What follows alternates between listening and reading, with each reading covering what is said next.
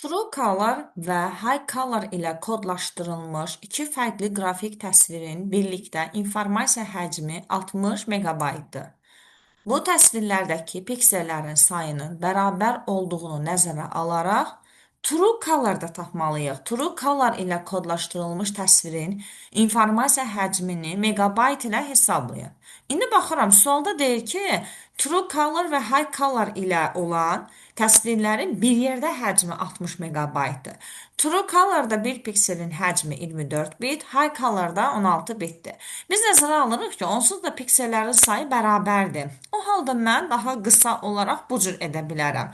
Bunlar bir yerdə, yəni 40 bit olduğu zaman, yəni bir pikselin həcmi deyək, bunların bir yerdə informasiyanın ümumi həcmi 60 megabayt olub. Və biz yalnız TrueColor üçün hesablamalıyıq. Yəni 24 bit olsa bir pikselin həcmi, onda təsvirin ümumi həcmi neçə megabayt olar? Deməli, bunu tənasüb halına gətirib həll edəcəm. 40x bərabərdir 60 vur 24-ə və buradan da cavabı tapacağım. 20-yə ixtisar aparım.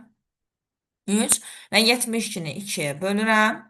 Deməli, cavab olacaq 36 megabayt. Deməli, TrueColor ilə kodlaşdırılmış təsvirin həcmi cavab olacaq 36 megabayt.